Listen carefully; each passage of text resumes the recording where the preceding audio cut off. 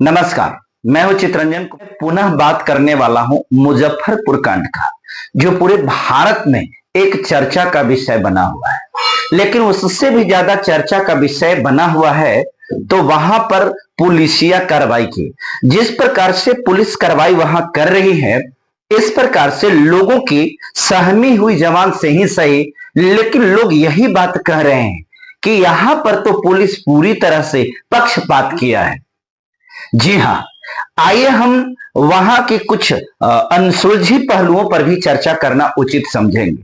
हालांकि एक बात और है, यहां के मुजफ्फरपुर के आईजी साहब ने मीडिया बंधुओं को, जो खास करके बहुजन मीडिया है, उनको एक ऐसा तीर मारा कि उस तीर के चपेट में आकर के बहुत सारे मीडिया बंधु पेट के बल जाकर के गिर पड़े हैं, क्योंकि उनको लग रहा है कि अब तो आईजी साहब हमारे न्यूज चैनल को ही बंद करा देंगे, अब तो मेरे ऊपर ही एफआईआर करके और हो सकता है फांसी पर लटका देंगे। ऐसा तब होता है जब कोई मीडिया के पास में इस बात का अनुभव नहीं होता है और उनके पास में एट्रोसिटी की जानकारी नहीं होती है। एक खबर मैंने देखा था, जो आईजी साहब बोल रहे थे कि मैं मीडिया के ऊपर भी शिकंजा कसने वाला हूं और बहुत सारे लोग मीडिया वाले जो अफवाह फैलाए हैं। अफवाह means rumor. What is rumor? I think Aziz Saab doesn't knowledge about the rumor. That what is called rumor. If you have knowledge of rumor, please you define it and tell at first that what is rumor. Rumor के मतलब होता है कि उसमें कुछ सच्चाई होती है। क्योंकि मैं साइकोलॉजी का कैंडिडेट हूं, मैं साइकोलॉजी का स्टूडेंट हूं और साइकोलॉजी में र्यूमर एक स्पेशल चैप्टर है जो पढ़ने के लिए है और मैं पढ़ा हूं। र्यूमर उसको कहा जाता है जिसमें कुछ न कुछ सच्चाई होती है।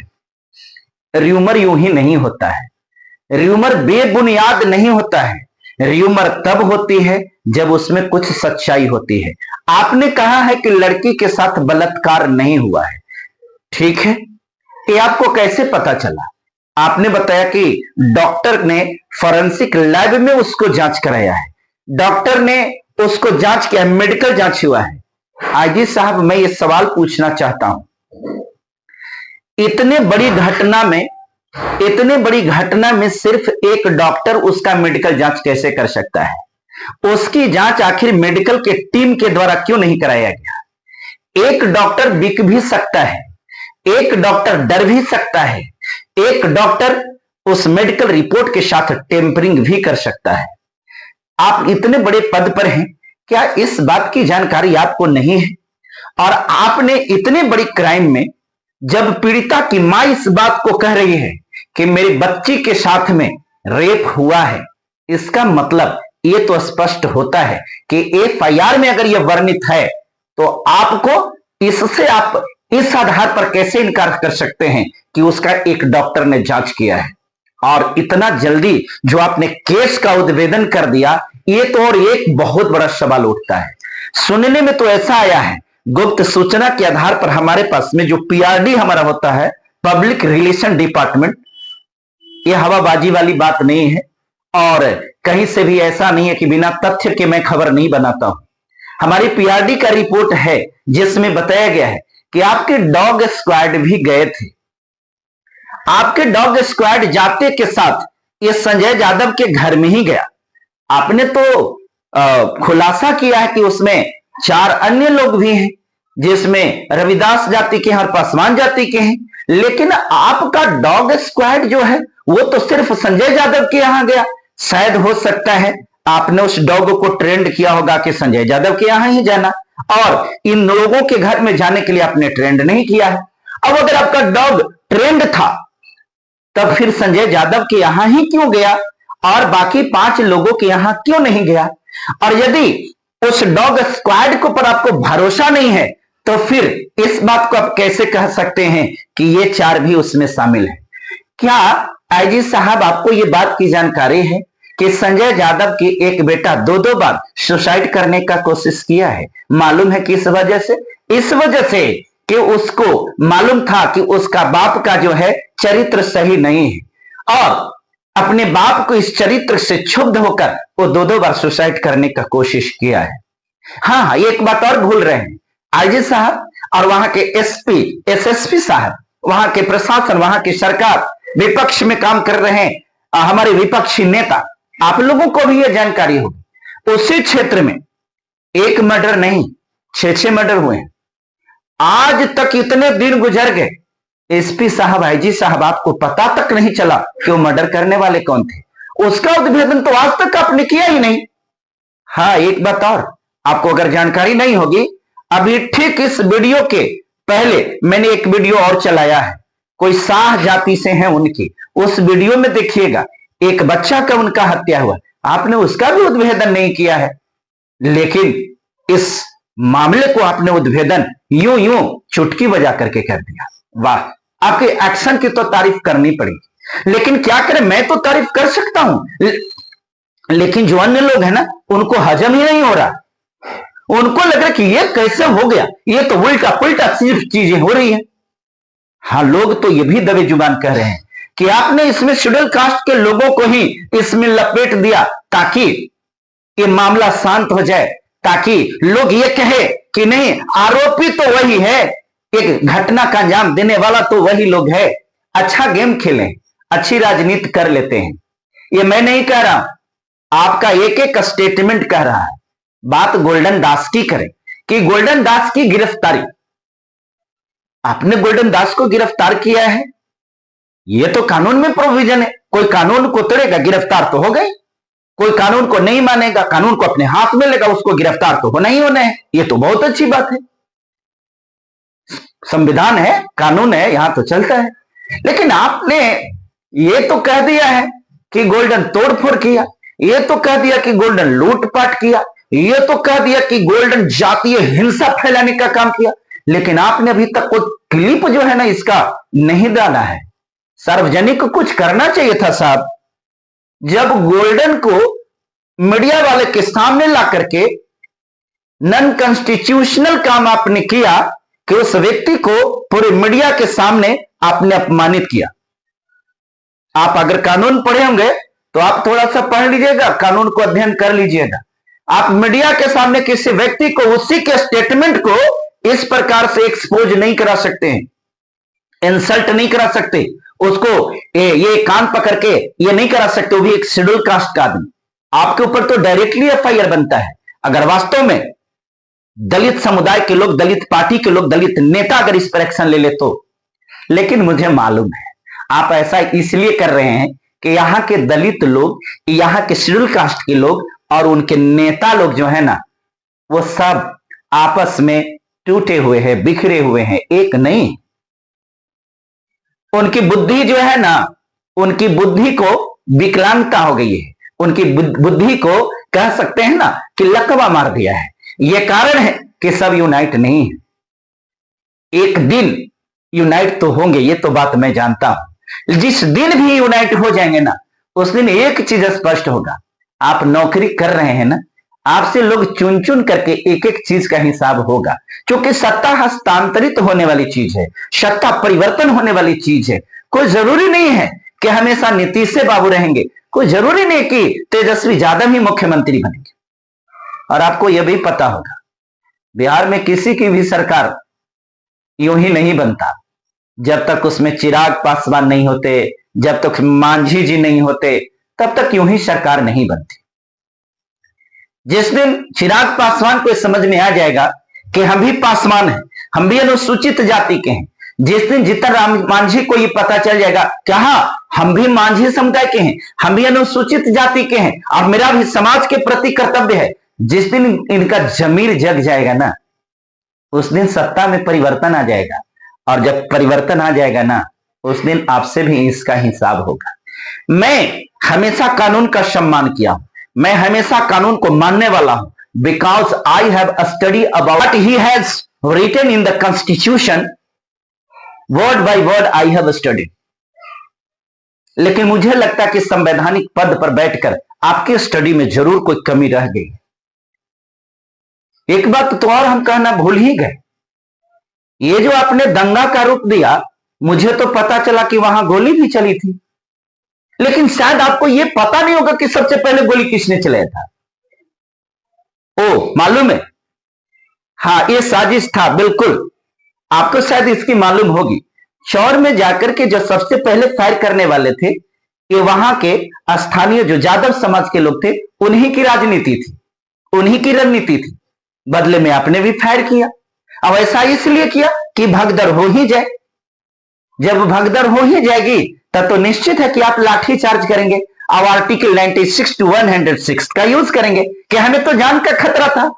लेकिन वही कानून का सहारा अगर ये लेकर के, और अगर ये अपना फंडामेंटल राइट, अपना जुडिशियरी राइट्स का अगर इस्तेमाल करते, तब तो फिर दिक्कत हो जाती ना। आर्टिकल 96 टू 106 क्या डिफाइन करता है? Private defence. प्राइवेट डिफेंस क्या है? What is private defence? Private defence tells that if anyone who felt that now anyone who is killing his, anyone is ready to kill death, तो उसका ये fundamental right होता है कि वो अपनी जान को बचाने के लिए अगर किसी की हत्या भी कर देता है, this is not a crime. इस स्थिति में अगर यह अनहोनी हो जाती, तब आप क्या कहते, क्या जवाब देते? मैं बिहार के एक एक पुलिस पदाधिकारी को यह बात कहता हूं, लोकतंत्र सबके लिए है, संविधान सबके लिए है। संविधान की रक्षा के लिए आपने वर्दी की कसम खाई है। वर्दी को बेचिए मत, वर्दी को कलंकित मत कीजिए। हमें यह भी मालूम है ट्रैक्टर के साथ में तोड़फोड़ नहीं हुआ था। ट्रैक्टर को यादव समाज के ही लोग, चूंकि चालू किया गया था, कोई चाबी मांग करके चालू नहीं करता है। उनकी ट्रैक्टर था, उन लोगों ने ट्रैक्टर को जानबूझ करके चालू किया और जोर से स्टीयरिंग दिया, जोर से एक्सीलेटर देकर के जा करके थ्रेशर में धक्का मारा। उसके साथ मारपीट हुई, इसलिए हुई कि अगर वो उसी रफ्तार से गाड़ी को अगर चला दिया होता तो न जाने कितने लोगों की हत्या हो जाती। इसलिए गुस्साए लोगों ने उनके साथ में मारपीट किया। आपने भी तो मारपीट किया ना गोल्डन दास के साथ और लोगों के साथ, और आपने कहा है कि गाड़ियां लोगों के पथराव में टूटी है। कोई बात नहीं, अगला वीडियो में जारी करूंगा जिसमें मैं ये दिखाऊंगा कि वीडियो में ये साबित करेगा कि गाड़ियां लोगों की पथराव में नहीं, बल्कि आपकी पुलिस ने मार मार करके तोड़ी है। ये मेरे पास प्रूफ है, इस प्रूफ को मैं रखा हूं। बात रह गई गोल्डन को। गोल्डन को भी मैंने देखा है कि गोल्डन पीड़िता के घर से निकल रहा है, और घर से निकलने के दौरान आपने उनको गिरफ्तार किया है। इसका भी क्लिप मेरे पास है, लेकिन आपने कोई क्लिप नहीं डाला है जिसमें यह साबित किया जाए कि गोल्डन वहां पर जाकर के शांति को भंग किया, गोल्डन वहां पर जाकर के बहुत असंवैधानिक कार्य किया। मैं बार बार कह रहा हूं, गोल्डन से मेरा कोई संबंध नहीं है, लेकिन संबंध है तो एक चीज का संबंध है। वह संबंध सिर्फ इतना है कि वह लाखों लाख लोगों का आवाज है। वो बहुजनों का एक, कह सकते हैं कि बहुजनों का आवाज है। उसकी आवाज को दबाने के लिए प्रत्येक पुलिस प्रशासन से लेकर के जितने भी मनोवादी मानसिकता के लोग हैं, जितने भी अपने आप को जो कहते हैं बेईमान, चोर, जो प्रवृत्ति के लोग हैं, जिनके अंदर में जातिवादी मानसिकता है, उसकी आवाज को दबाने के लिए किया है। कोई बात नहीं, ये जितनी भी कृत्य किया गया है, मैं हाथ जोड़ करके चाचा नीतीश जी से प्रार्थना करता हूं। चाचा नीतीश जी हमारे इस वीडियो को देख रहे हैं तो आपका तो जमीर जगा हुआ होता है, आप तो जमीर पर ही चलते हैं। बस इस घटना की दूध का दूध और पानी का पानी होना चाहिए।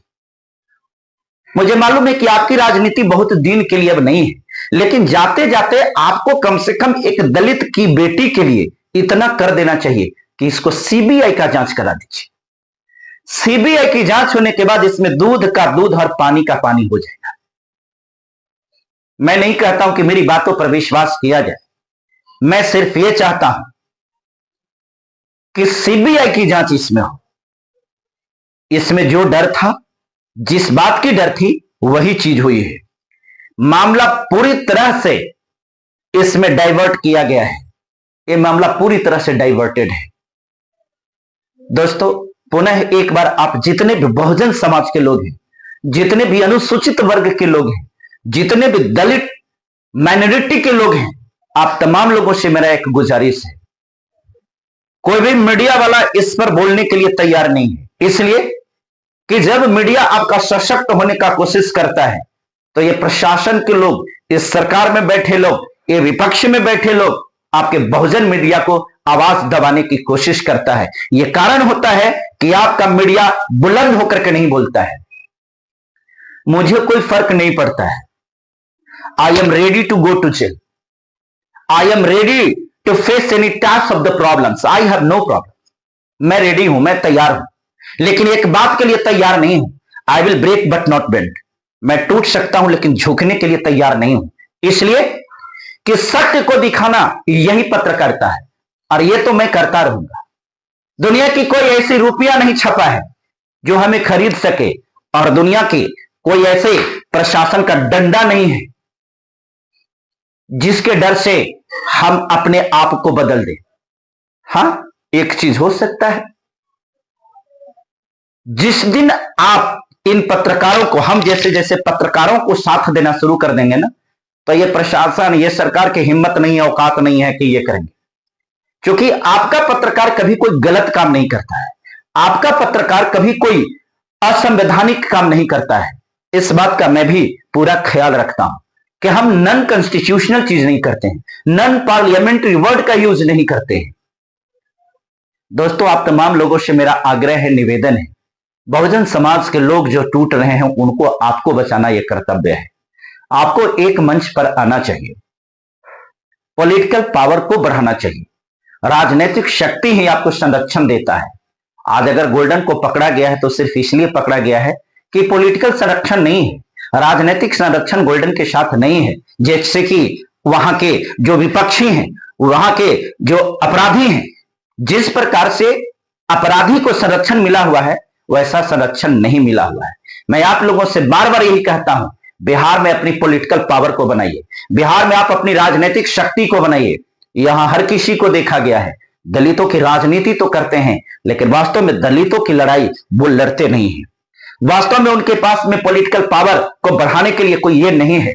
इसलिए मैं आप लोगों से आग्रह करूंगा, किसी को आगे आना पड़ेगा, किसी को आगे आना पड़ेगा और वहां करके राजनीतिक शक्ति को विस्तार करना होगा। और राजनीतिक शक्ति को विस्तार करने के लिए आपसी मतभेद को मिटाइए, आपसी मनमुटाव को मिटाइए, और सारे एक मंच पर प्रत्येक अनुसूचित जाति के लोगों को आकर के और अपनी शक्ति को बचाइए, बनाइए, तब जाकर के आपकी बहन बेटियों की इज्जत सुरक्षित रहेगी। वरना ये जो अभियान चला है कुचलने का, यहां सब कोई कुचलने का प्रयास कर रहा है। सरकार भी कुचलेगी, विपक्ष भी कुचलेगी, बाकी जो अपने आप को नवसामंती कहते हैं वो भी कुचलेंगे, और जो मनुवादी हैं वो भी कुचलेंगे। अब बचा खुचा कोर कसर है, वो तो कोर्ट बना निकाल ही देंगे। कोर्ट को छोड़ दीजिए तो हाई कोर्ट भी, उससे जाएंगे तो हाई कोर्ट भी निकालेंगे। और सबसे बढ़ करके अगर जाइएगा तो अब तो सुप्रीम कोर्ट भी अपना दिखा दिया है कि हम भी तेरे नहीं हैं, तो मेरे ऊपर भी भरोसा नहीं कर सकता है, तो आपका कोई नहीं है। अगर आपका है तो सबसे बड़ी ताकत आपकी है, जनता की शक्ति, क्योंकि लोकतंत्र में जनता की शक्ति सबसे बड़ी है। आप सभी से निवेदन है कि आप हम जैसे पत्रकारों को शक्ति बनाइए, शक्ति को बढ़ाइए। चैनल को जो लोग सब्सक्राइब नहीं किए हैं, बस मैं आपसे हाथ जोड़ करके निवेदन करता हूं, आप चैनल को जब सब्सक्राइब करते हैं तो हमारी ताकत बनती है, और जब इस वीडियो को जन जन तक फैलाते हैं तो हमारी आवाज बुलंद होती है। इसलिए इस वीडियो को जन जन तक के शेयर करिए और लाइक कीजिए और कमेंट कीजिए। डरना मना है। हां, एक बात जरूर, किसी भी प्रकार के कानून को तोड़ने का काम, कानून को हाथ में लेने का काम किसी को अधिकार नहीं देता है। हम अम्बेडकरवादी हैं, हम भी बाबा साहब को मानने वाले हैं, इसलिए हम अपने दायरे में ही हर चीज को करते हैं। यह हमारा सिद्धांत होना है। हमारा वीडियो कैसा लगा आप इसकी प्रतिक्रिया जरूर हमें दीजिएगा, और इसी के साथ बहुत बहुत धन्यवाद। फिर मिलते हैं अगले वीडियो में, तब तक के लिए जय हिंद।